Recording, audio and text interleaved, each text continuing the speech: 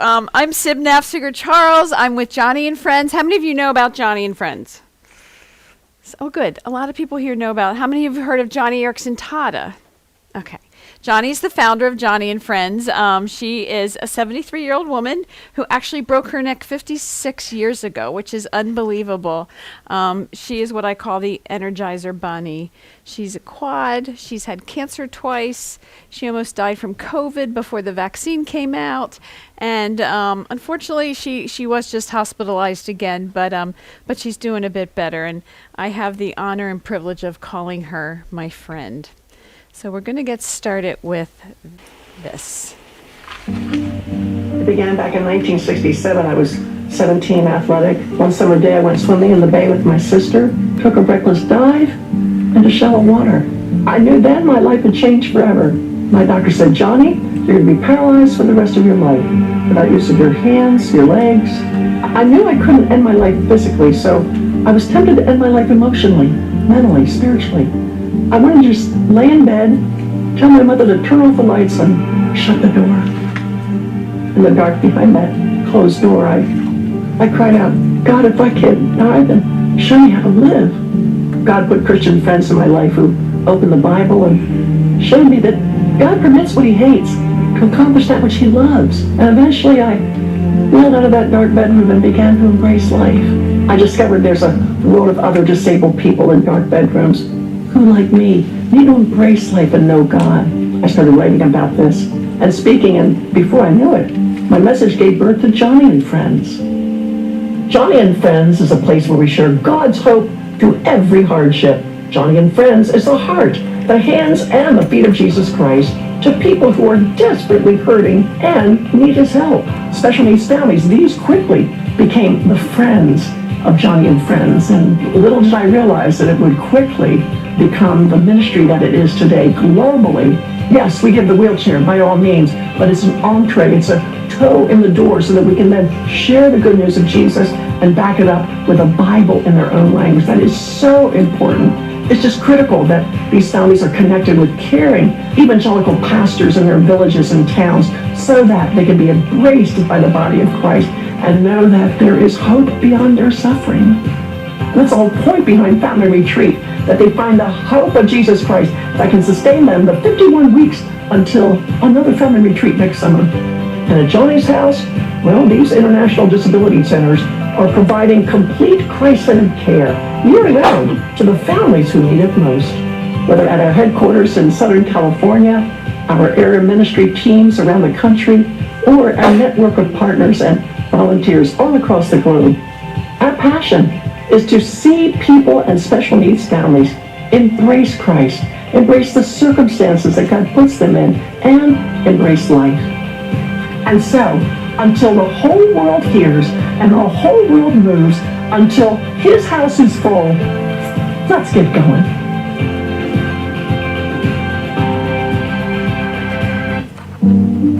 Whoops. It began back in 19...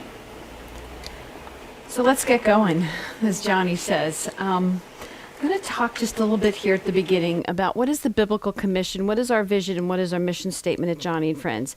I want you to know I'm not here today to promote Joni and Friends. I am here today to promote engaging and welcoming individuals and families affected by disability into the life of your church. That's what this is all about today. So the biblical commission that we have at Joni and Friends is from Luke 14, where it says, go out quickly into the streets. I'm going to flush that out a little bit more, but it's in Luke 14 where it goes on to talk about the banquet. Who are you inviting to your banquet? Our vision at Joni and Friends is a world where every person with a disability finds hope, dignity, and their place in the body of Christ. Let me read that again. This is our vision, where a world where every person with a disability finds hope, dignity, and their place in the body of Christ. It's so important. And then the mission is to glorify God as we communicate the gospel and mobilize the global church to evangelize, disciple, and serve people living with disability. So what's the biblical view? Why should I be here talking to you today? Let's look at a few scriptures real quick. And I do have some handouts over here, and I do have one on the biblical view of disability if you want to grab that. If they run out of copies, maybe somebody could make copies, not today, but eventually have some made. So in Genesis 1, it says, all humans are created in the image of God. All humans are created in the image of God, not some, all. All humans are created in the image of God. In Exodus 4, disability is part of God's sovereign purpose. If you read it, go in and read that chapter, and you'll be like, really, Sib? What's that all about? But it's true. It says the law protects people with disabilities and includes them in the people of God. That's way back in the Old Testament. And then if you look at Luke 14, inclusion is modeled and mandated by Jesus. In Luke 14 and Luke 4, where we just talked about, it's modeled to be included. And if you look through the New Testament, all over the New Testament, it talks about the different gifts. The eye cannot say to the hand cannot say to the foot, I don't need you. We need everybody. And so that's something that we truly, truly believe at Joni and Friends. In Exodus 9, it says disability is part of God's plan for the world. Go ahead and read that. This is Old Testament. I don't have time to go into all of that today because I can geek out on stuff like that, and I won't. But and then in 1 Corinthians 12 is the church has many members and many gifts. And if we're missing one of them, we are not complete. At Joni and Friends, we have come up with a definition of what we believe an irresistible church is for people that are affected by disability. It's an authentic community that's built on the hope of Christ that compels people affected by disability to fully belong. Let me break that apart for you a little bit. An authentic community. I truly believe no one can sniff out if something isn't authentic as people that are affected by disability, because they have been wounded in so many ways and they have been let down so many times. So they're going to be able to tell, is this church authentic? Of course, we all need it built on the hope of Christ. Couldn't survive without that. That compels people affected by disability. That your church is just known in the community, in Glenside or Drescher, wherever you are, that you are known as the church that is welcoming. You are welcoming of people that are affected by disability, and it just compels them to come in. They can't stay away.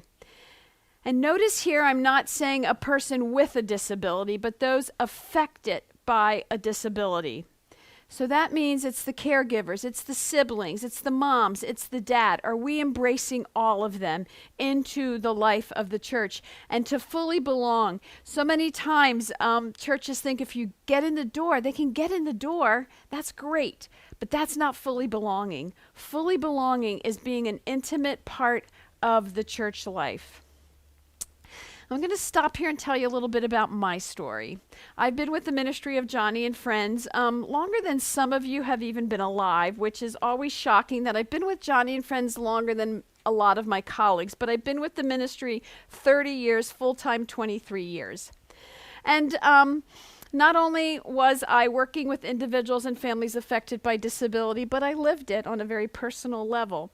My husband, Jess, was a quadriplegic from a spinal cord injury. When he was 20, he was trimming a tree on his family's farm, fell 12 feet, and immediately his life changed forever. He lived life as a quadriplegic, similar to Joni.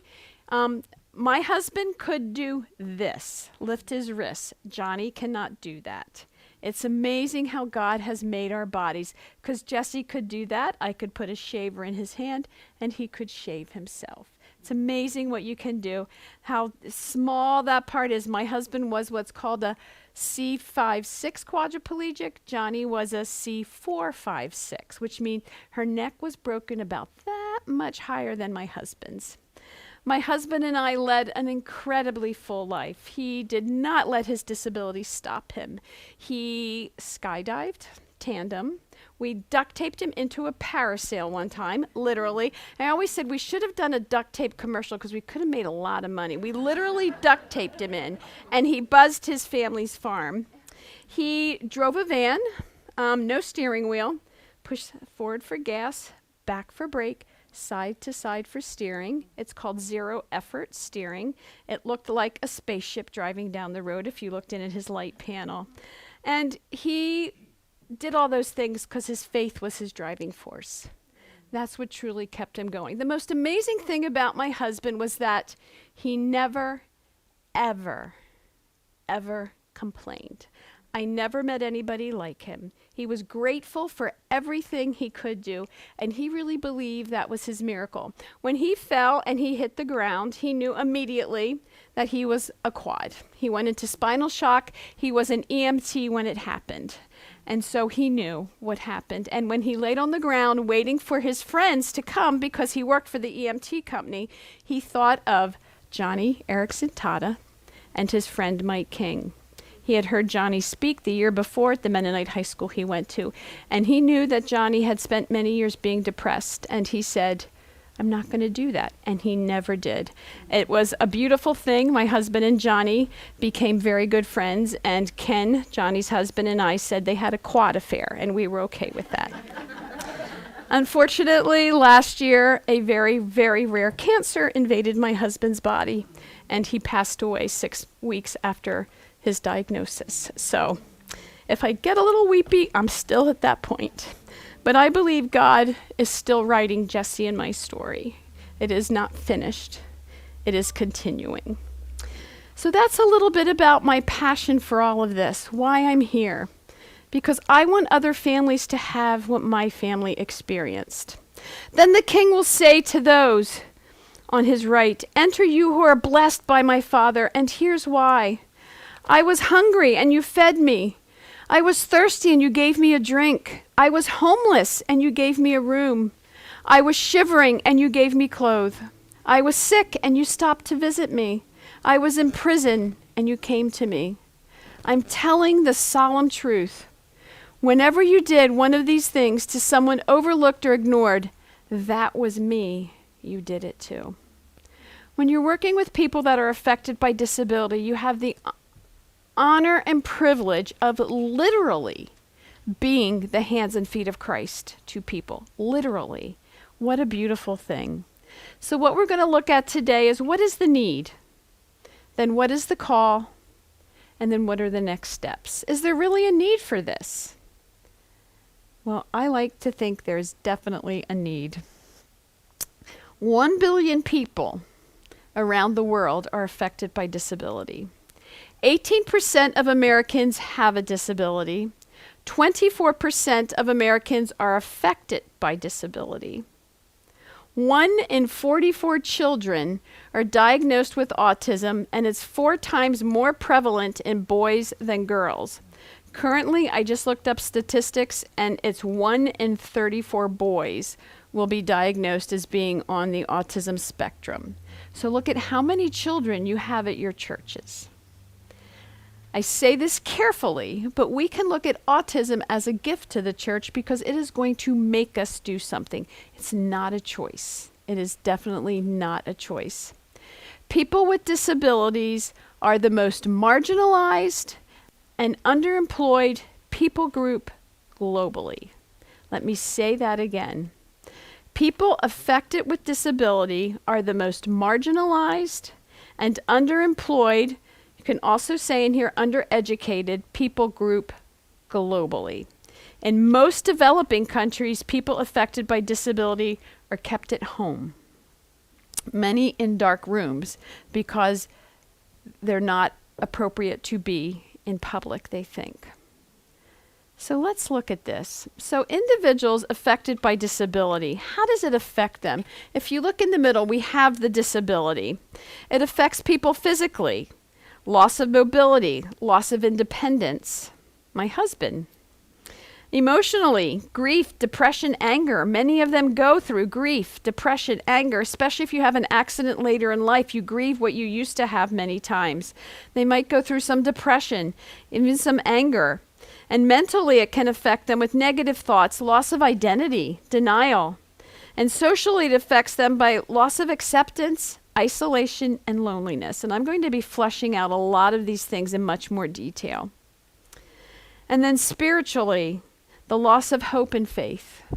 And so many times, that happens because of some things we say that aren't quite right. I'm going to give you a 30-second grief and loss of what not to say to someone who's a spouse with someone with a disability. I had many people say to me, "This is a joyous occasion. Jessie is now whole and complete." No, it is not a joyous occasion when you lose your soulmate. It's a devastating situation. And Jessie was whole and complete here. He was whole and complete here. And if what someone said, there's some truth to it. Don't get me wrong. Don't get me into theology. But just be cautious of those things, because those can be wounding to people. They really can. So we need to be cautious. So how does it affect the family unit? A person with a disability is there. And so parents, it's loss of dreams. I mean, we're so excited. We're going to give birth to this child, and you have dreams, and you find out it's going to be a girl. Well, maybe she'll do ballet. Maybe she'll do this, or a boy. Maybe he'll get into sports. And then all of a sudden that child's born with a significant disability, so it's loss of dreams. You go through grief, real grief, and you go into the caregiver role. And then what about a spouse? If a spouse has a disability, it adds marital stress. Marriage is hard. You throw in a disability, whether it's the child or the spouse, and it ramps that up even more. And you go into the caregiver role. Siblings. If you have a sibling with a disability, there's guilt, there's jealousy. Jealousy? Yes. Many times they're jealous of the child, the sibling with the disability, because they get all of mom and dad's time. So at times they're jealous. They're embarrassed. Ugh, another meltdown in the grocery store. And they go into the caregiver role. So we're going to look at a lot of these things today, but this is just to give you an overview. And just so you know, Disability 101, I'm going to give you so much information today, your head's going to explode. And it's going to be really fast. But this is an overview. And then you're going to meet in groups later in your churches and go through what I've talked about. How does this work? So we want to talk first about the culture of a church. Every church, I believe, has a culture. If you think about what is the culture of your church, I mean, I go into some churches and they have a culture of giving. They're just a giving to the community, and that's the culture of the church. That's what they feel compelled to do. So every church does have a culture. So today we're going to talk about the 5 changes that we want to see and move forward when it comes to disability. So the first one is unaware. Just unaware. The church is just unaware that there's even a gap between what the church does and what people with disabilities need. There's a gap. There's a gap in services. And this gap becomes narrowed by what you're doing here today. So all of a sudden, now you're learning today, and you're learning where is that gap. And it's to take steps to understand a biblical view of disability and of suffering and God's sovereignty. And it invites the entire church into the awareness process. So that's really at this stage, when it's unaware, you're inviting people to learn, to figure out, is this happening in our church? Are we a welcoming church? We want to become more aware. And then the next step is evaluation. And what this does is this helps you begin to see, where are we truly at as a church? How will we help the church narrow that gap that's there? How do we become a church of inclusiveness for people affected by disability? How do we become a caring church for people affected by disability? What type of vision are we going to have? Now we're evaluating, like, can we do this? Can we afford to do this? Can we practically do this? Can people get into our building? If they can't, we have to figure out a way to do that. So you begin to evaluate, like, what can we do? So you go from unaware to now you're beginning to evaluate. Oh, goodness, what just happened? Let's go back to that slide. Ooh, it jumped. And then, so we went from unaware. We didn't even realize there was a huge gap in services. And that's a disability term, sorry. But there's many times gaps in services for kiddos, youth, or adults with disabilities. And it happens in the church. Then we begin to evaluate what's happening now, who's in our church with a disability. And then we go to the care stage. And this draws the church even closer to people with disabilities. And we begin to figure out, how can we care for them? How can we serve them? Okay? It's not a bad thing. It's a good thing. But I don't want it to end there at the care stage. Because notice I use the word we and them. You know, we're serving them. We're helping them. We're providing for them. But then we want to go in to the friendship phase, where we truly, truly become friends with people that are affected by disability.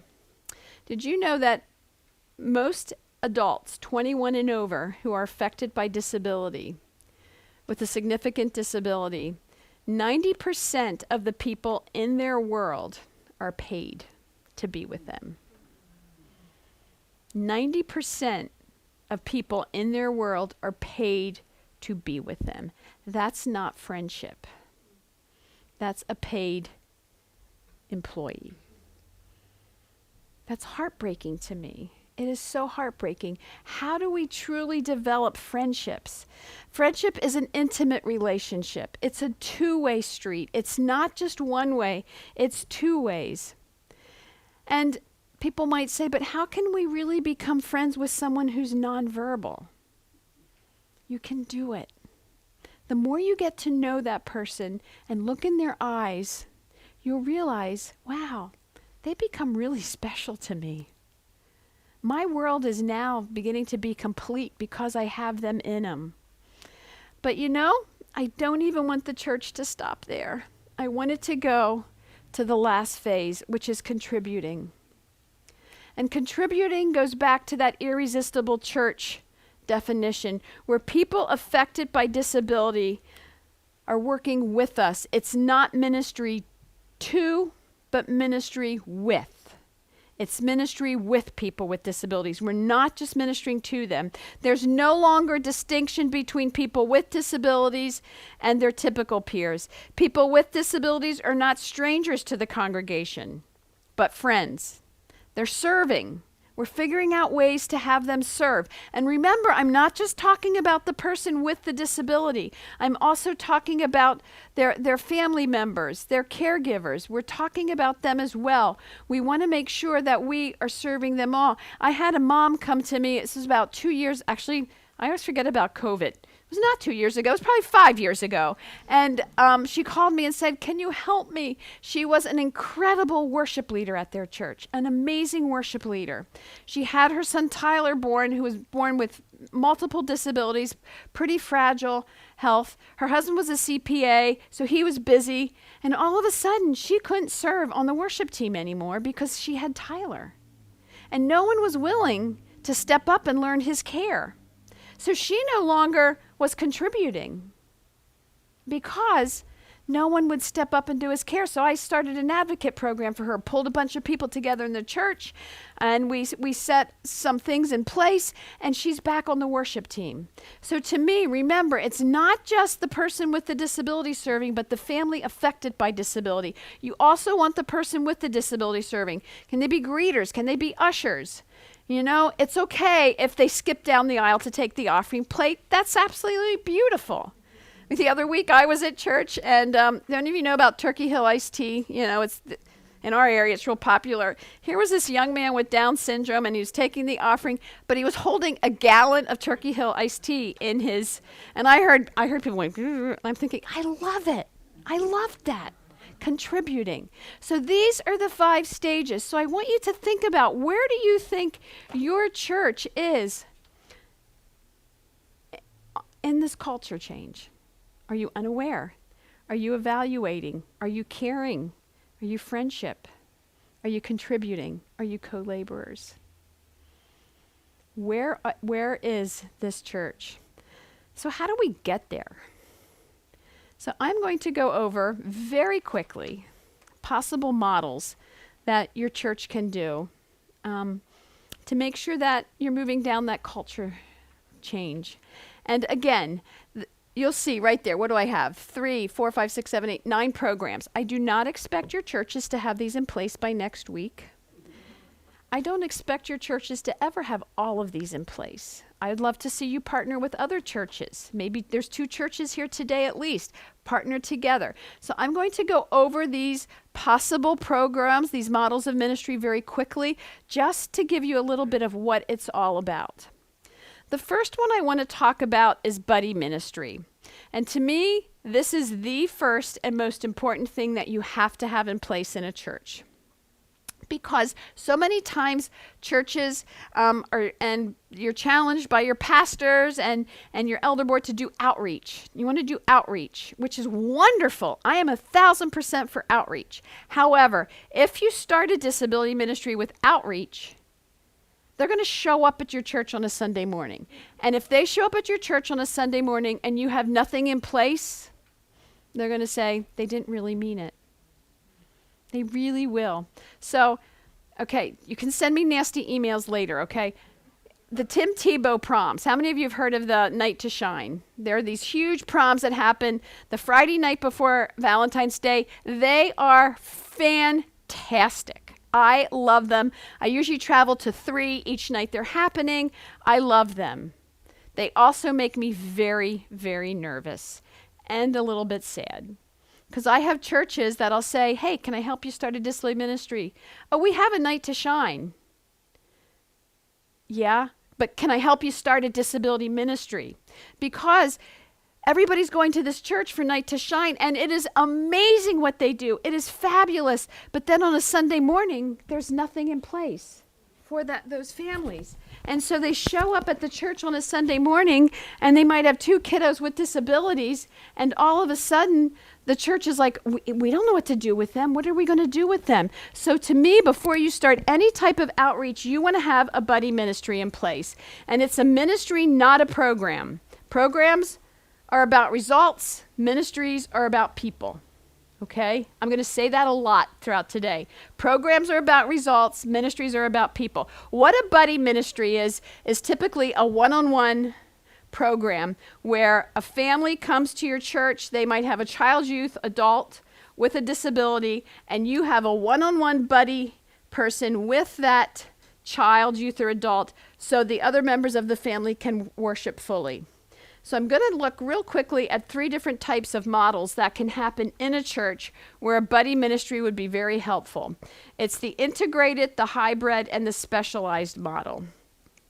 So the integrated model is where maybe you have a child, youth, or adult who has a disability, and you're going to partner them up with a buddy, but you're going to be in the typical classroom, you're going to be in the typical middle school, or you're going to be in the typical youth. But because they have somebody that's trained, a buddy ministry is trained, they're trained, you've got intake forms, you've got a lot of things like that, and then you can go into a typical classroom with the child, youth, or adult. And so integrated is where this environment teaches, they're with their typical peers, it's a great going back and forth, and that can work really, really well with someone who's fairly high functioning. But then there's another one called the hybrid model, and hybrid is probably a word before COVID. Many of us may not have known what it was. Now we drive hybrid cars, which I do. We have hybrid work where you work at home one day a week, you go into the office another day a week. So the hybrid model is one where maybe you have a child, youth, or adult, and they can't totally fit into the typical classroom. You know, they're a little over their hearing, it's too much, and so they can go in for a little bit, and then the buddy can take them out, and you can be doing some other things while the rest of their age group is together. So that's hybrid. That's where you can be in a classroom or in middle school or youth group or even in the Sunday service. Some kiddos love to be into the Sunday or youth or adults for the worship by song. So they can fit in there then, and then all of a sudden the pastor starts talking and they start to get restless. And so then you could gently take them out. If they have a buddy, the buddy takes them out and mom and dad can stay in the service. So the buddy is there to help the whole family worship together, which is fantastic. The other model is the specialized model, and that's where they can't be in a typical classroom or the hybrid. They really need to have their own program happening. So maybe that's a special needs classroom. Maybe it's simply pulling them around the church in a large wagon. That's okay too. It's specialized because we figure out what works for them.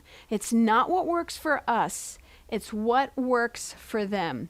You also want to remember that we do not want Sunday mornings to be a time where the parents are in knots.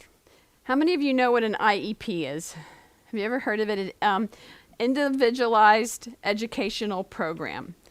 When parents are ready to go for their annual one, they are stressed because are we going to get this service for a child? Are we going to get that service? We do not want Sunday mornings to be like that. We do not want that. They are stressed enough. We want to make our Sunday mornings as comfortable for these families as possible. So we go with what they think would be best first. If it doesn't work, then we have conversation with them. So please make sure that you're not doing something stressful for them. I love to tell stories, so I'll tell you a story of what didn't work at my church. So we had a Sunday school class, and starting in October, they started to memorize parts of the Christmas story.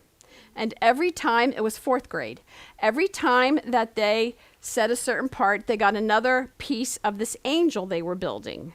And so by Christmas, if they had the whole angel built, they got their Christmas gift. Well, my friend's child had a learning disability, very significant. Saturdays were so stressful at their house. He started to act the same way he did before school because he knew Sunday morning he didn't know how to say that verse. And the parents were up late at night memorizing.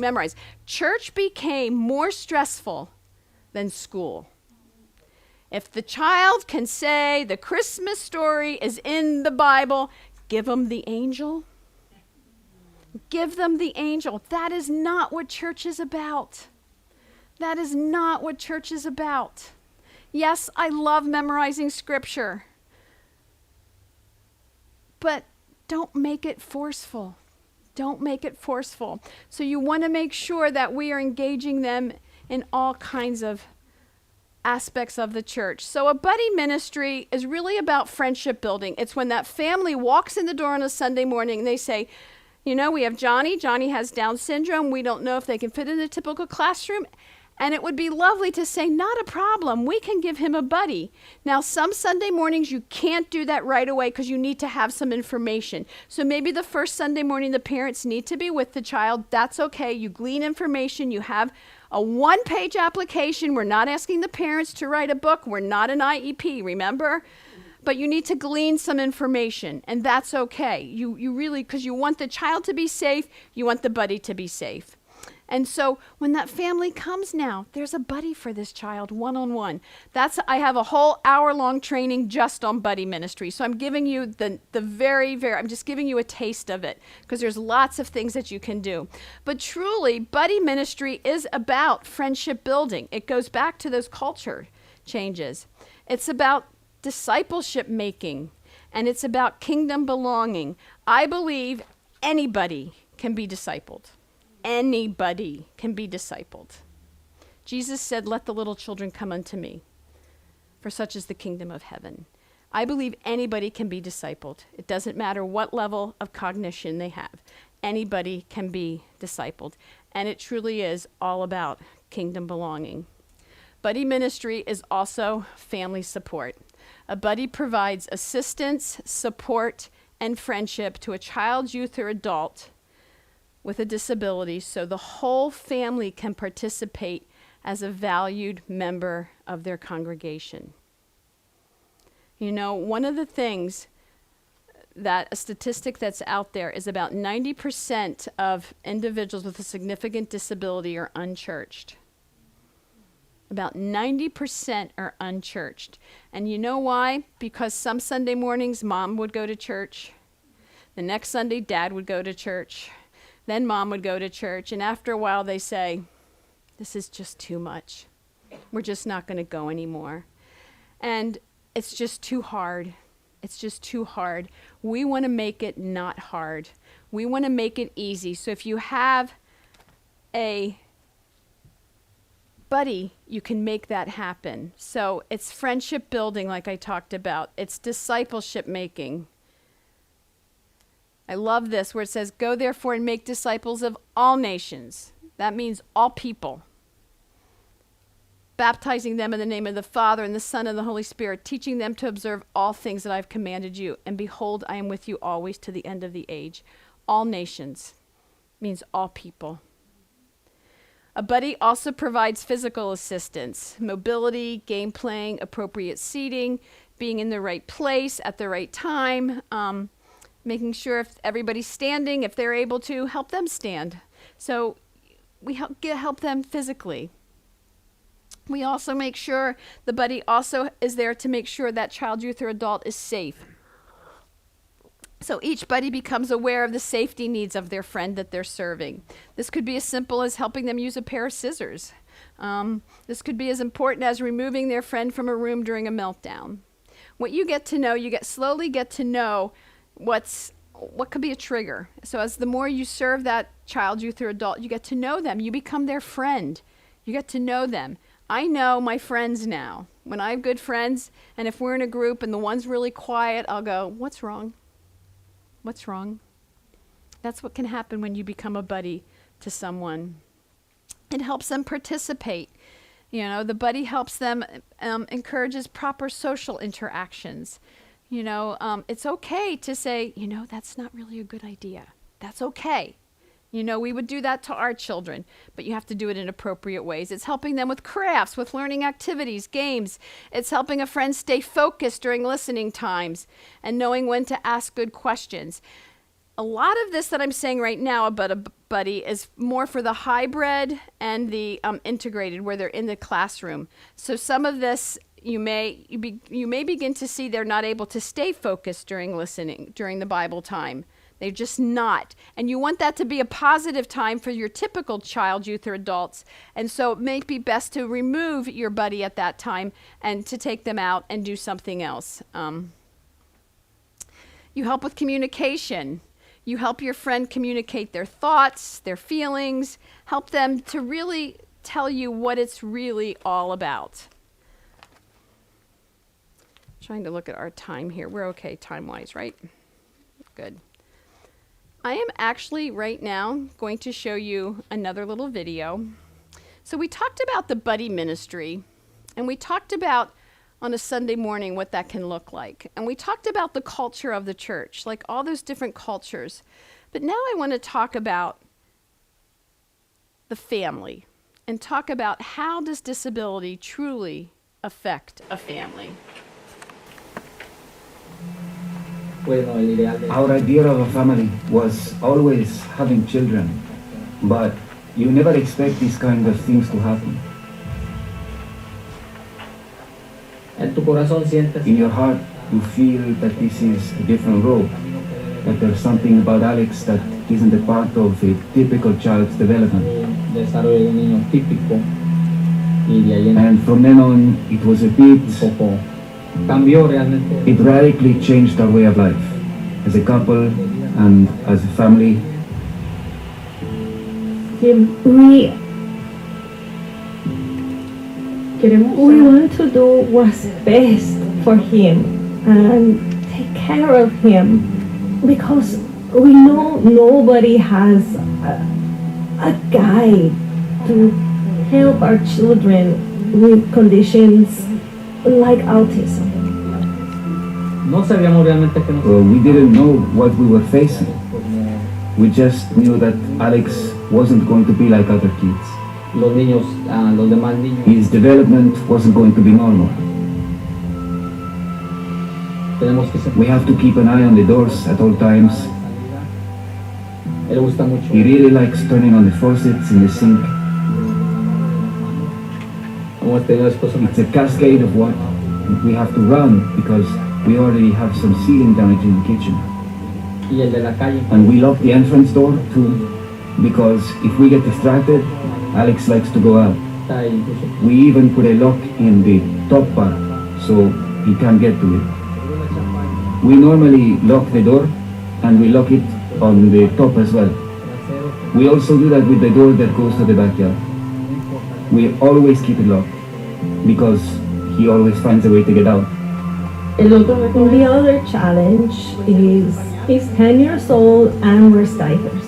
We have to make the diaper smaller because sometimes if he goes to the bathroom, he cleans himself on the wall, bed, or on his clothes or carpet, and we have to clean. Que limpiar. No recuerdo. I don't remember the last time I was able to sleep all night. Creo este año no. I didn't have time to comb my hair or do my nails this year. My husband and I, we only have a romantic day on our anniversary. Pues casi toda la familia. Our family is always like, if you want to go out, I can take care of Andrea, Mia, and the baby, but no one ever offers to take care of Alex. That's the one we need the most help with. Cuando escuché, I heard about the family retreat from a friend.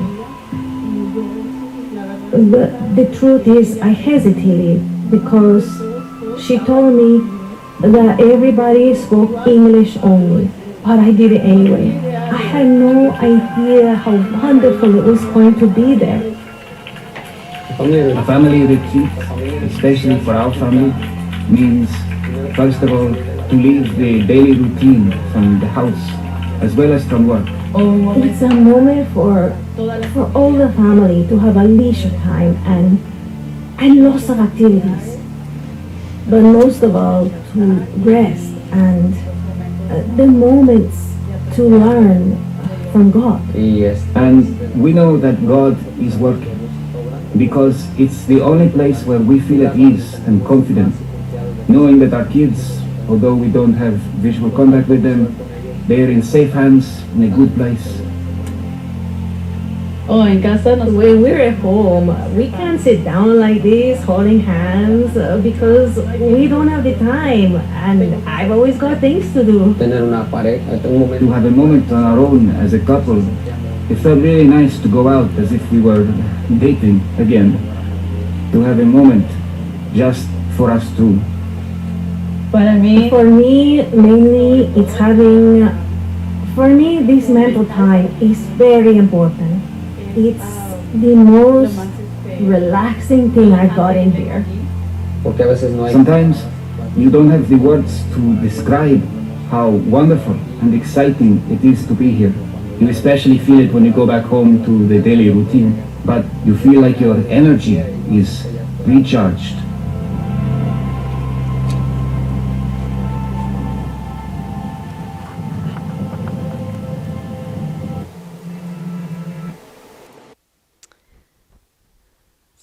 You heard that family. That is not an unusual story. I wish it was. It is not an unusual story. My dream would be that what those family experienced at family retreat, they could experience here in their community. So we're going to talk now about disability being a family affair. This is my sweet little family. That's my son and my daughter-in-law and my husband a few years ago. So I love Sunday morning at church. I love it. But you know, I used to say to my husband, you know, some Sunday morning, I'm going to just push you out of your wheelchair and let you lay in the aisle a little bit. Now, I would never have done that, don't get me wrong. But I honestly think people thought at our church, because Jesse was very particular, he liked to look neat and the crease of his pants needed to be straight, and I loved that about him. But we made it look easy. And I think people thought that on a Sunday morning, Jesse got up, took a shower, got dressed, and then sat in his wheelchair. They didn't know that it was an hour-and-a-half process to make that happen. Or that 3 mornings a week, so that he could be at work at 8 o'clock, we would start his process at 4:30 in the morning so he could be out the door at 20 of 8. People didn't know that. Now, I had a support system, but many people do not have a support system. My passion for a church is to think about this. What happens to families who attend our local church between noon on Sunday and 9 a.m. the following Sunday? That is when I say the messiness of life happens. That's when wheelchairs break. That's when your son's attendant doesn't show up for the third day and you have to get your 3 other children and your child who's medically fragile out the door and ready for the bus by yourself because your husband's already left for work.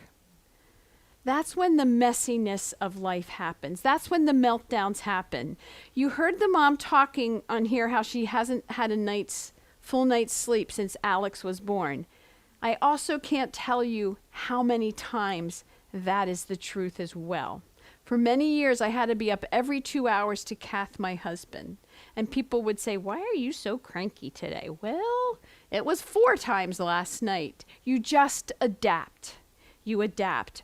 And so I think we, as the body of Christ, need to figure out ways to make Sunday morning extend the whole week. And I will also say that sometimes churches can get a little judgy about people with disabilities. Alex, if you saw a parent with Alex, would you say, well, they just need to discipline him a little bit more? I wonder if they've tried this therapy. I wonder if they've tried this diet. You know, I read online, I Googled that if you do this, you can do this. Please don't do that until you've become really, really, really good friends with them and you really are willing to engage them in your life, because that's not what they need. They need love. They need acceptance. You saw that from that video, and that is so true. What happens so many times in families affected by disability is burnout. They're burning out. And so many times, have you heard people say, I just burned out? Burnout isn't an event. It's a process. So people affected by disability, it's not something all of a sudden that happens. It's a process, and it leaves people feeling overwhelmed. It leaves them feeling trapped, irritable, negative thoughts. And they even begin in this stage to get angry at God. Like, really, God, nobody's helping me. And you know what? It's really okay to let them be angry at God just for a bit, because you can't be angry at somebody you don't believe in. So they're even acknowledging his presence in their anger. Okay, did you hear what I just said? They're acknowledging his presence. Don't want them to stay there, but we need to help them. And so how can we help these precious families?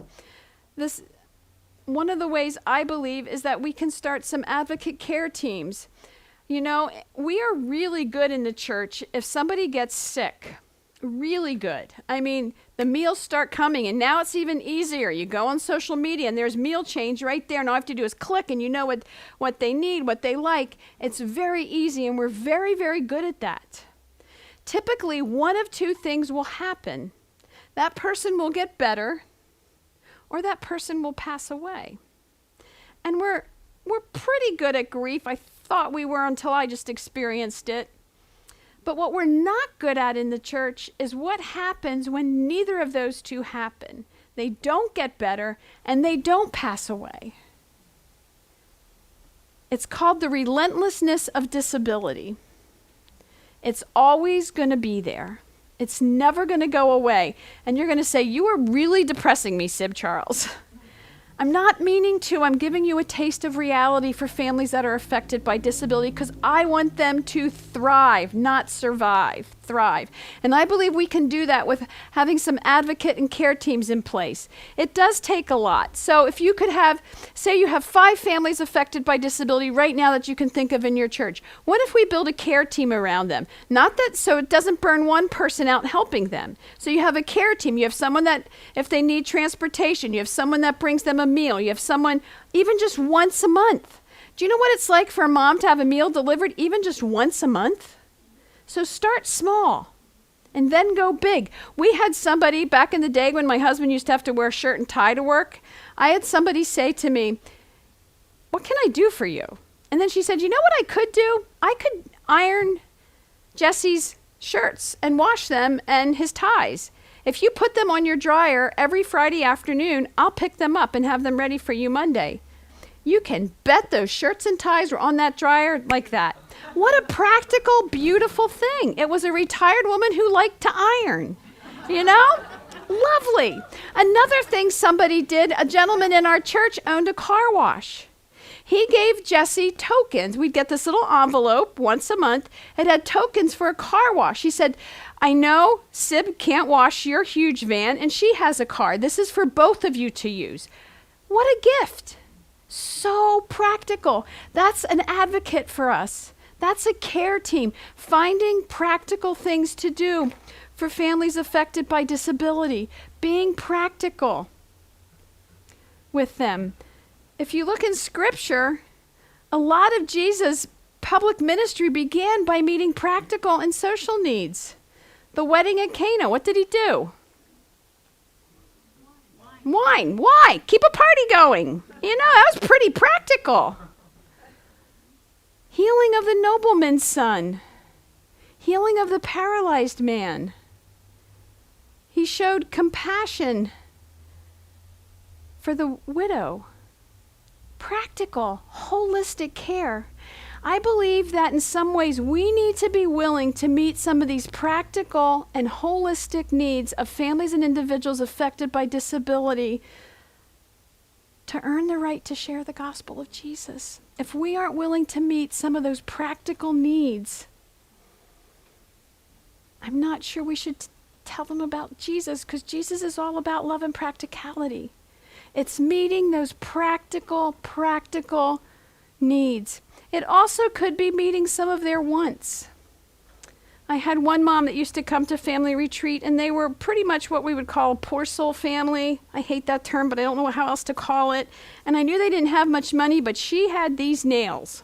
Woo, did she have nails. If you have big nails and they're decorated, I'm not judging you. I'm really not. They're just not me. Actually, mine are full of dirt right now because I'm a gardener. But she would have these nails that were, I mean, at Christmas, they had little elf hats painted on them with little rhinestones. I mean, they were like, and I knew that cost a lot of money. And I got a little judgy, like I told you not to. Finally, I said, Linda, you have to tell me about those nails. What's with your nails? She looked at them and she said, this is me time for an hour and a half once a month. You know what? Those nails became beautiful to me. And you know what else?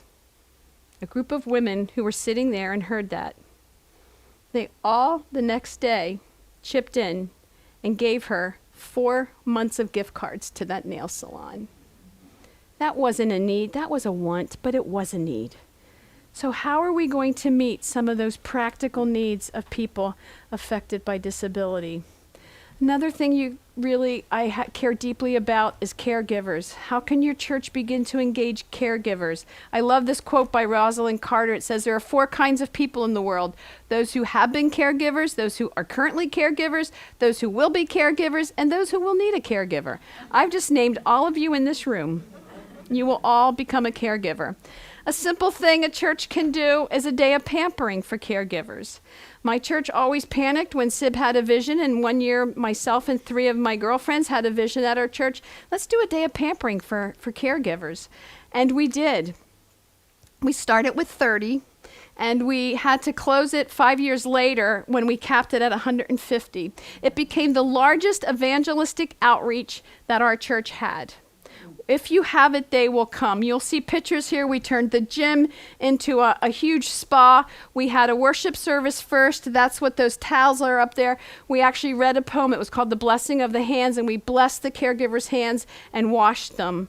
It was beautiful. And we were cheap, and so we had it the Saturday after Valentine's Day. Because, you know, all those flower shops along the road, guess what they do with all those flowers? They throw them away. We went with vans and got them for free. And so all those 4 women, I love it. They all have sons with autism.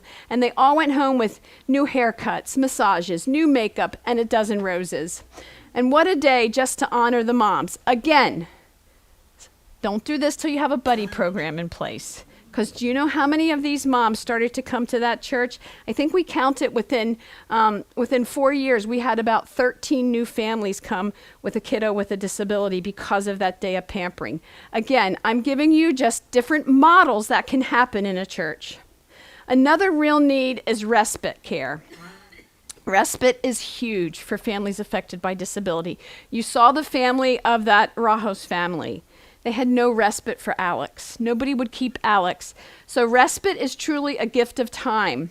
I have an area down near Longwood Gardens, Kennett Square area, where there's 3 churches down there that share a respite care program, which I love. 3 churches have come together. So it's always at the same church, but one month the church where it's held is in charge. The next month, another church. So they're working together to provide a Saturday evening of respite. You can drop off your child with a disability and their siblings, and they provide dinner for the kiddos, and the parents get a night out. So respite can look all different ways.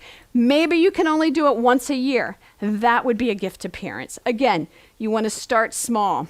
And again, don't have it until you have a buddy in place. If you have this, they will come. They will say, this church gets it. Another thing is support groups. The wonderful thing that COVID taught us is that we can do things virtually. So I run a support group for caregivers virtually. They come from all over. You can start doing one virtually. If moms can't get here, we also have one for dads that we do virtually because it's late at night. We do it at 9 o'clock at night after the dads can help put the kiddos to bed, and then the dads meet from 9 to 10. We have another one for dads that meet from 5 to 6 in the morning. Is that crazy? You would not want to see me on Zoom at 5 o'clock in the morning. But that's what works best, and so we do what works best. So the sibling support is another big thing that's important. We talked about that a little bit at the beginning, that you might have some siblings in your church. You have brothers or sisters with a disability. What about getting a little buddy system in place for them? Not on Sunday mornings, but so many times, especially if it's single parents, and there's many single moms who have kiddos with disabilities. And maybe that child with a disability ends up in the ER a lot. If she doesn't have a system in place, she has to drag all of her kids with her to the ER. We never thought about that. Wow, that must be hard. A sibling support group, an activity day just for them. Engaging them into the life of your family, when your family does something. My husband couldn't ski, obviously. I am not a skier. Let me cook and plant my flowers. I'm not into sports. But people at our church knew that Nick wanted to learn to ski, so they would take Nick with their family when they'd go on a ski excursion. I could tell you story after story how that happened, and I would love to see that happen in churches where they're including some of the siblings in with their family activity. When you go to whatever, at our area it's Hershey Park, a place like that, it's hard for families who have kiddos with disabilities to go to those amusement parks. So just think of some simple ways that you can do that. I have now given you a lot of things to think about. And again, this is an overview. That's why it's called Disability 101. But why? Why should you do these things? Why should we be here on a Saturday afternoon in May talking about these things? What's the call? I love it. In Luke 14, I talked about that earlier. Farther on in the chapter, it says, go out quickly to the streets and the lanes of the city and bring in the poor and the crippled and the blind and the lame. Go out to the highways and hedges and compel people to come in that my house may be full. It is not many places in Scripture where Jesus is very specific about who he wants us to go out and bring in. But there it is. Bring in the blind, the poor, the crippled, and you're going to be blessed. I think so many times in our churches, I'm going to sound like an old lady now, but I feel like what's happened is we keep wanting to get bigger and we keep wanting to become more perfect. And the worship team has to sound perfect. And we have to have the perfect lighting. And I'm not sure that people affected by disability can fit into that. I went to a church that had a great disability ministry. And there was a young woman there who loved to worship. Oh my goodness. It was like her favorite thing. She's spina bifida, wheelchair user, 30 years old. And she always wanted to sing in the choir. And I went to advocate for her. Well, no, Missy can't really carry a tune. I know, but Missy can lead worship. So I'd let it go, and then I'd get other people to go with me. And the choir, Missy knew every song the choir was going to sing that Sunday. A wonderful woman in our church would send her all the music. She knew it. I sang in the choir. I looked out, and I'd watch Missy singing along out there. And I'm like, she needs to be on stage. And I'm embarrassed to say that my church never let her come on stage. She wasn't in the choir. Because, well, if we do that, blah, blah, blah. Honestly, I don't go to that church anymore. Because you know what? If you're not going to be Jesus, be careful. There were other reasons, but that was one that broke my heart. And guess who else doesn't go there anymore? Missy. She goes to a little small church. It's a wonderful Baptist church, and she sings in the choir. You know, that to me is the body of Christ. It truly is. We want to become the Sermon on the Mount to families affected by disability. We want to make sure that they are included. We want to make sure we're doing those practical and holistic ministries, that we are demonstrating the kindness of God by offering to do some act of humble service with no strings attached. Let me read that again. Demonstrating the kindness of God by offering to do some humble act of service with no strings attached. I am so guilty of, well, I'll do this because then maybe they'll. You know, I always think of, well, then maybe. So it's doing something with no strings attached. That is truly what it's all about. I want to talk a little bit about this slide. We talked about at the beginning how families affected by disability, the word that you hear most from them is the word isolation. We feel so isolated. You all remember March of 2020 when the world shut down. We couldn't go anywhere. Couldn't even go to church. We felt isolated. Remember how that felt. That's how families affected by disability feel a lot of the time. They're not included. So you can go from exclusion, where they're not here at all at your church, and then you go to segregation while they're kind of there, but they have their own little corner in the church. And then integration is where they're in the church, but they still have their own little classroom. They're kind of separate. You know, they come in and they go right to this one place. And then there's inclusion, where you're included and you'll see them. And then there's belonging, where you can't even tell where one starts and the other stops. To be included is different than belonging. Let me say that again. To be included is different than belonging. We can include people with disabilities into our church, but do they belong? Do they sense belonging? Think about where you feel the most loved. Where do you sense you belong? That is my passion and desire, to see all families and individuals affected by disability find that place of belonging. Honestly, I'm sensing it in a new way with the loss of my husband. Like, I haven't quite found where I belong, and I don't like that feeling. It's a hard feeling. And so I think about families affected by disability in that way. Where do they belong? So what are the next steps? I went through lots of different models. I gave you lots of different information. But what are the next steps? I love this from a friend of mine that works at Joni and Friends. He says, people with disabilities are subjects of relationships, not objects of programs. When that happens in a church, and when you go down that culture change, people affected by disability go from isolation to relationship. They go from isolation to community, and they go from isolation to belonging. This has probably become one of my newest favorite quotes by John Swinton, who was a theologian. He says, to be included, you must simply be there. But to belong, you must be missed. Let me say that again. To be included, you must simply be there. But to belong, you must be missed. Are you missing people with disabilities in your church when they're not there? Are you missing them? So now what? What do you do? I'd like you just to take a few moments for some personal reflection, and maybe we will take a little break and come back in like 5-10 minutes to talk about these, and I'll keep these up on the screen. This is the first one. It says, what are the top 3 ministry ideas that are most needed in our church? So what do you think is most needed here? Right here in this church, or in Drescher, the church? What's needed there the most? What's needed?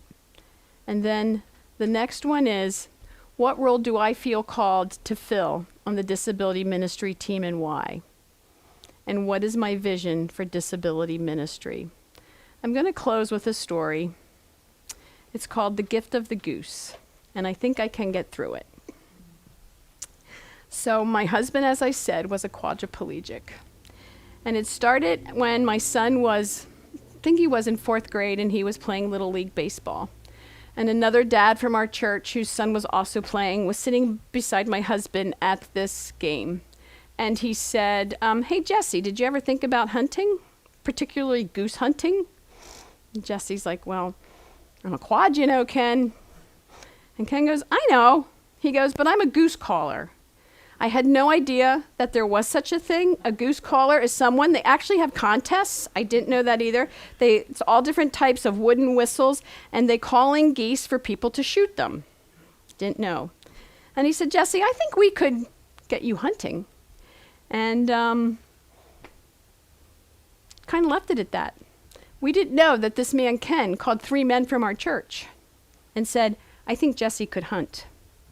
One was an engineer, one was a farmer, one was another man that just hunted a lot, and then Ken. So they came and they started to take some measurements. And they measured my husband's wheelchair, and they figured out how to take the armrest off of his wheelchair, put a gun mount in it that could put a gun in it, and they helped in order this huge gun online, which freaked me out because I don't do guns. And it was a gun that went up in the air. They made it on his wheelchair so it could swivel back and forth, back and forth. Remember, he's a quad. His fingers don't work. They designed a huge, it looked like a huge clothespin that he would put in his mouth. He would bite down on it to trigger the gun. I also didn't know, I thought a blind was those things over there, but a blind is actually something men sit in a field to camouflage themselves so the geese don't see them. These men, typically it's just made with a little bit of corn fodder. This one was made out of PVC pipe and burlap, and it was beautiful. And I remember when they brought it to our house for the first time and Jesse went out, he couldn't believe it. They made it big enough to put a heater inside of it because they knew that a quad has poor circulatory system and he would get cold. They made it big enough so that his son could hunt with him. And they put a trap door in it so Jesse could stay in there. And they went out goose hunting. And the first time they went out, no goose. Second time, no goose. And then I will never forget, it was 2 days before Christmas a few years ago, and the phone rang, and I saw it was this gentleman that was out hunting with Jesse. And of course, I initially thought, oh, please, Lord, let him have not shot himself. And all I heard was this man going, Jesse got a goose. Jesse got a goose. Jesse got a goose. And then he's crying, and he's saying, Jesse got a goose. And he said, Sib, I never knew what my gifts were. Do you think this is my gift? I said, 100%. He gave my husband a gift of belonging. Those men hunted together for 10 years. They became friends. They included my husband in their world. He then included them in his world. It went beyond goose hunting. It went to deer hunting. It was amazing. But you know what I truly believe was amazing? That in that goose blind, that was church. Church happened in that goose blind. It was practical, but it was a gift to me, to my son, to my husband, a gift of belonging. So I challenge you to think of ways that you can practically involve people affected by disability into your world, and in doing so, you will be involving you in their world and giving them the gift of belonging, because that's truly what they all want. So, what are the top 3 ministry ideas? And then what role do you feel called on the disability ministry team, and why? And what is my vision for disability ministry at my church? Let me just add, disability ministry is not a choice. It's not a choice. We looked at scripture. It's our call. And so many times churches will say to me, but our ministry is for those with addiction. That's great, but you still need to have a ministry to people affected by disability. What are you going to do if your pastor's child is born with autism? Say to the pastor, I'm really sorry, but you're going to have to leave because we don't have a ministry for your child. That's not how it works. I am grateful to be here. I am grateful to help you and Beth on this journey, and the women from the other church. So let's take a little break, and we'll come back and talk for about 15 more minutes on what this looks like. So what, about 10-minute break? So I know one of Beth's desires in having this today was to kind of start to think about what are the next steps. Not just a nice afternoon on a Saturday, but what are some next steps that could happen here? Like, what are some practical next steps? So I'd love this to be a dialogue time back and forth from both churches. So I gave you a lot of different models, a lot of different steps. So what are the top 3 ministry ideas that you think are most needed at our church or your church? So I'd love to hear from you all at this point. And Beth, feel free to jump in whenever with your thoughts, or the disability leader from the other church that's here. So what are some ideas? What do you think are the top 3 ministry ideas most needed at this point? Yes. First, identify the families you've already got with a disabled person, or who are where there's a substantial caregiver role. Mm-hmm. Yeah, I think that's a great step, to determine who is in your church that needs support. I always encourage churches to look internally first. Make sure your own are being cared for before you go outward, because you want to make sure they feel like they're being cared for and heard. So, other thoughts? Yeah. I think it's good to assess what is being done well. Mm-hmm. Yeah. This church is a very, very caring church, and there are disabilities being tended to in many ways. So Awesome. Yeah. Yeah. What I was going to say is, piggybacking on that, if we see something that's working, figure out why it's working, and how can we make that the rule and not the exception. How can we understand what's making this work, and how can we then formalize it in some way. Perfect. So I love that. Identify, look what's working, what we're doing well, and then even what you're doing well outside of disability ministry, and how can disability ministry tie into that, what the church is doing well. If it's a very caring church, how can we care well over here? Yes. Yeah, piggybacking on what both of them said. I've seen some cracks, not perfect, so I've seen some cracks.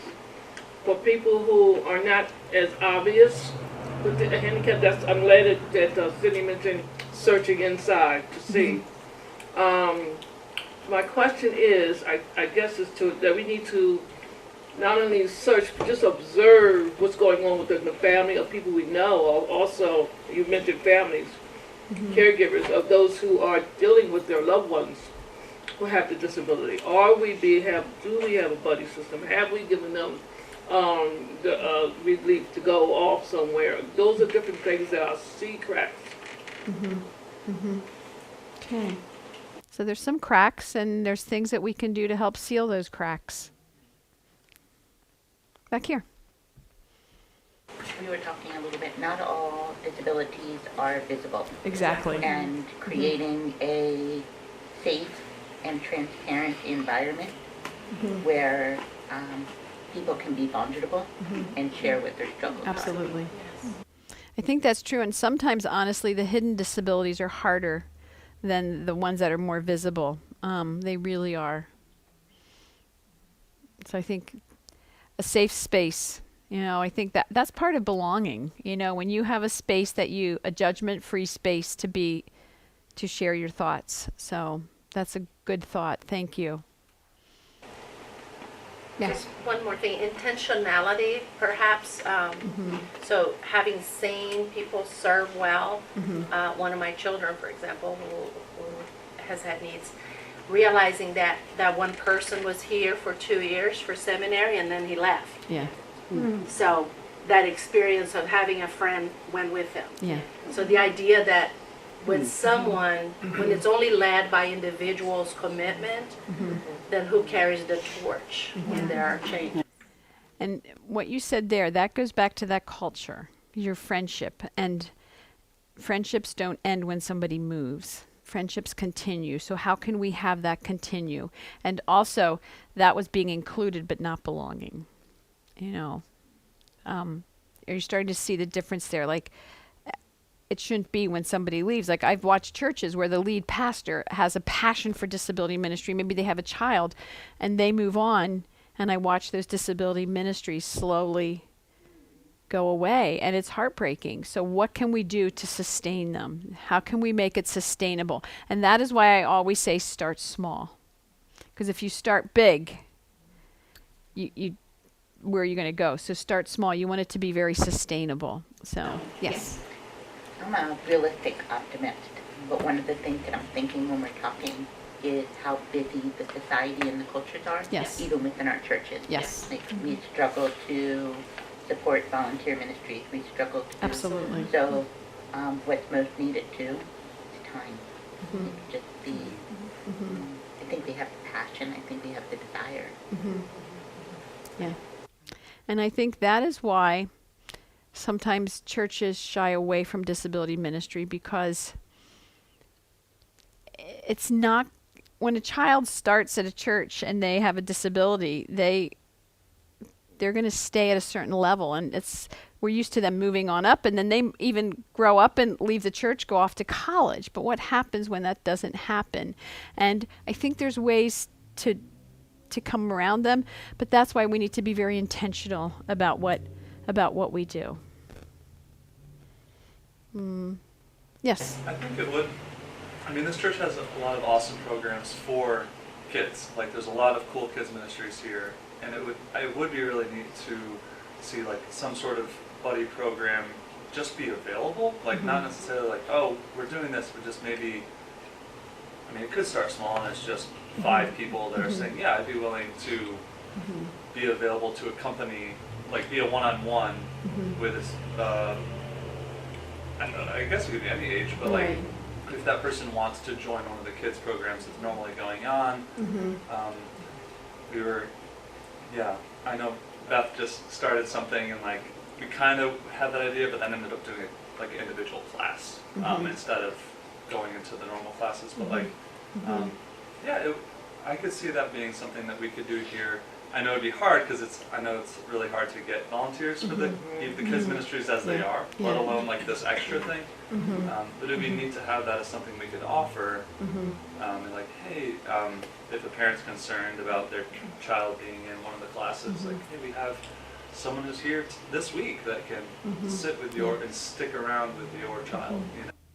That's the ultimate, having those one-on-one buddies. Because, and when I do a whole training on buddy ministry, one thing I say is that it doesn't need to have the same person every week. It's better to have 1 or 2 people that serve a particular child, so that child doesn't get used to that one person, and then when they're not here, they might have a hard transition with them not being there that 1 week. So I think it's good to have 1 or 2 people that know that child, youth or adult, with the disability. But that's the ultimate, and I love it if they can somehow be if it's possible to be somehow in that hybrid where they're in with the typical children, because I think it's a lesson for the typical children as well.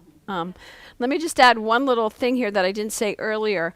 If somebody just has a physical disability and not a cognitive disability, they should never be in a separate classroom or hybrid. They should always 100% be in the traditional, be integrated, because many times people maybe who have cerebral palsy, a lot of times it's an assumption is made that they have also an intellectual disability, and many times they do not. So they should never be they should always be integrated with their age group. So, yeah. So the next two questions are, what role do I feel called to fill in a disability ministry team, and why? And if you say it out loud today, I don't think you're going to have to do it, okay? So, but Beth's going to keep notes. So, but I don't want people to be like, I can't do this, I can't do this. And what is my vision for disability ministry at my church? So where do you maybe feel called to? And again, we're not, yes. I really like your emphasis on the buddy system. I've been in a lot of our meetings. I have just felt like we're trying to hit everything. We're trying to do too much. Everybody has a disability that's impacted their lives. Yeah. And that's so simple. And we're already here on Sunday. And then even when I told Beth I was interested in doing that, I'm like, but I'm an empty nester. I have kids out of state. I'm gone a lot of Sundays. I'm not here every single Sunday. And to me, that was like a deal breaker. And I talked to my sister, and in their church, they have 3 people, 3 buddies for each person with a disability. So, and her husband's been doing it for like 25 years. Exactly. It's very sustainable. Exactly. It does not have to be a deal breaker if you're not here. That's why I was just saying you should have 2 or 3 or 4. Ultimately, you should have 4 people that know each child, youth, or adult. So they can, like if you're sick one Sunday, then all of a sudden you can call and say, I can't be here. Can you take my Sunday? So, yeah. I think that's great. So, a lot of people who are going to be attracted to disability ministry are probably the kind of people who are already ministering in some capacity already. Exactly. So the team approach means it's not, basically you need to be able to walk away, get a vacation once in a while, or have a week off where you say, you know what, I really got to get caught up in stuff. And the team approach really works that way. That way you can continue to be involved, and not only that, you form a fellowship with other people who are also. And I think that helps with sustaining is if you have a fellowship of people involved in the disability ministry, involved with the disabled, where you want to become friends, but also friends with the other people involved with that. The fellowship makes things, because there's an attraction element there. There's a fellowship and a joy. And I think that is also a sustainable thing. I also encourage you to get your youth involved as buddies. That's huge. That is absolutely huge. I can't tell you how many young adults I know that are in the field of special education, PT, OT, and they started either serving at one of our family retreats or buddy ministry at their church, and it's fantastic. So I really think it's important to get your youth involved in this as well. So. Exactly. You're exactly right. We need to catch up with them. So, yeah, that's so true. Yes? I was just going to say amen to that. We, at Drescher, we already have a disability ministry in place. Yeah.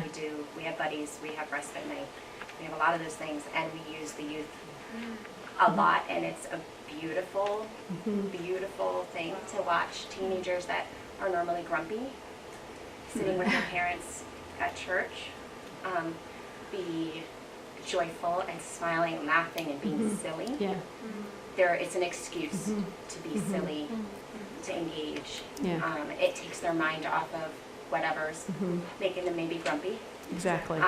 And just, and I have teenagers, so I know what it's like. And it's a beautiful thing to witness as a person, as another member of your congregation, just to see these teens in action, and they do it a lot better than us adults do it.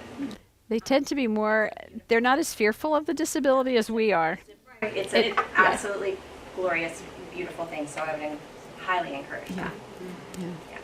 Good. Yes? As we consider the process of the evaluative piece and finding the families or the people affected by disabilities themselves who need services or who are looking to gain some assistance with the buddy system, I think it's equally as important to do the evaluative piece for what the goals and gifts are people within the congregation who are willing to be engaged in that. because like you mentioned, you like cooking and gardening.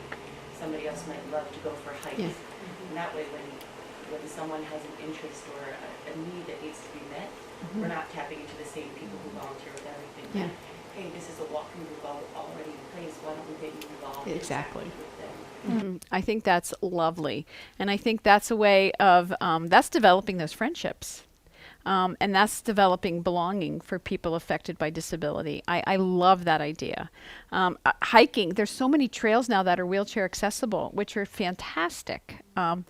So finding something like that, I think that's great.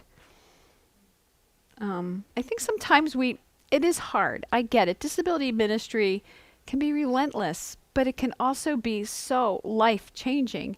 And I think sometimes we make it harder, finding something that you love. I know there was a woman at a church where she loved to decorate for Christmas, and so there was 3 single moms in their church who had kiddos with disabilities. She went and decorated all their house for Christmas. She put it out that we need decorations. She had probably decorations to decorate 10 houses. But what a gift. A simple, beautiful gift. To me, that's disability ministry. So, you know, I also feel that it's great to get teenagers involved, but I think that elders, leaders, really high profile, like highly respected people need to be willing to do that sort of thing too, so that we see it's not just for the kids or for the grandmas, it's for, you know, everybody. It changes the way we think of serving. yeah, absolutely. We had, when we first came here 35 years ago, there was a group of young adults, a women's house and a men's house that would be here every Sunday, and there were a lot of people that were involved in that ministry, but then as time went on, they went elsewhere.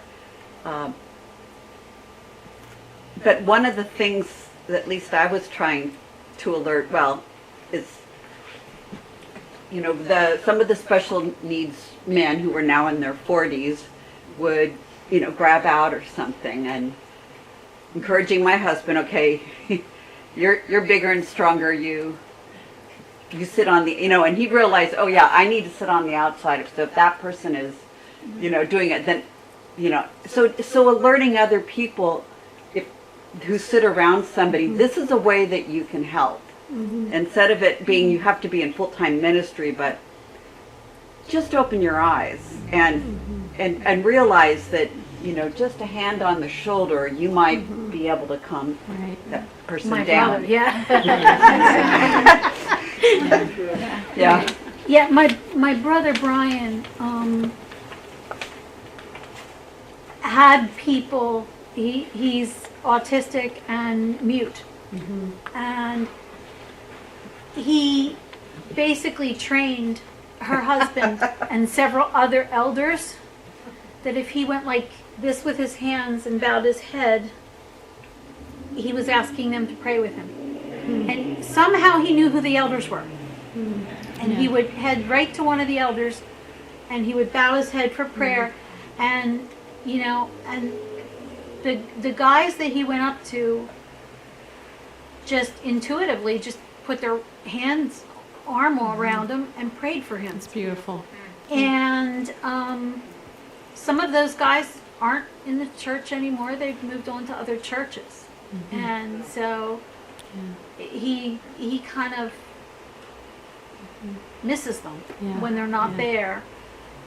One of them, I explained, he was leaving to go back to Australia, and he did something very uncharacteristic, and he went over and threw his head into the man's chest and put his arms around him.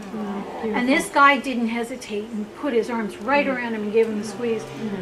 And I, you know, I said, I told him you guys are leaving. You know, and so.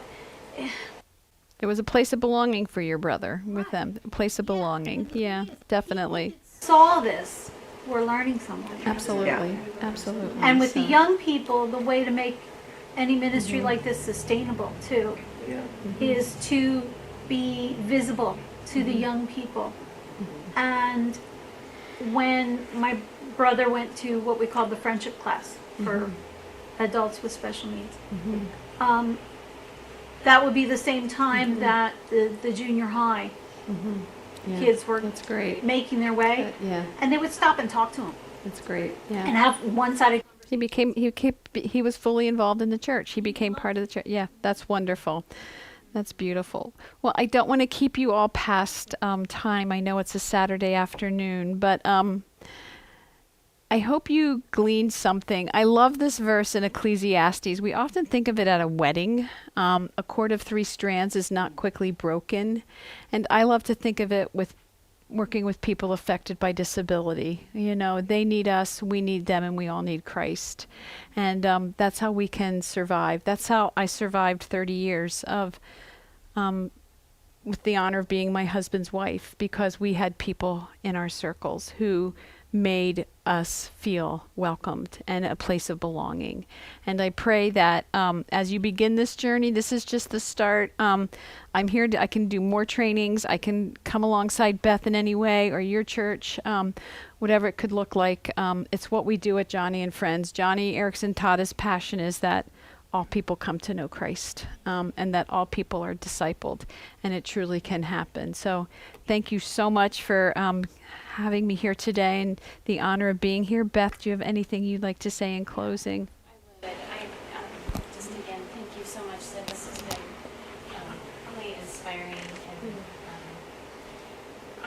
I would love to follow up with some kind of a meeting for those from our church who are interested in talking further. And so I have some of you already on the AbleLife email list. I've made a note in my notebook of everybody who's here today, so I'll probably just find your email address in the directory, reach out to you. I have a list over there. People want to sign in, and I can just copy those for you. Okay.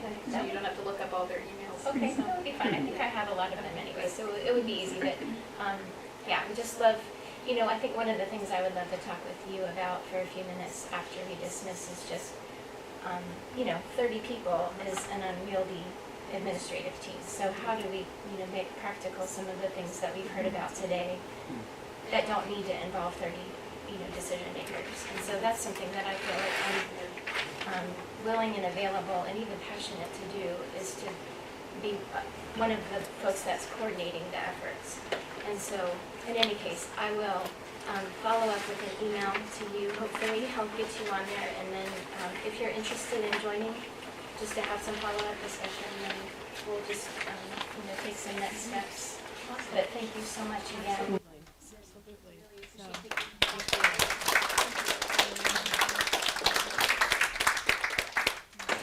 And this will be available. Joan is going to make a link available, and we're going to communicate with probably Nicholas or the leadership about how we'll, whether it will be on our church website or whether it will be a private YouTube link. But if you have other folks that you want to be able to see this, then let me know.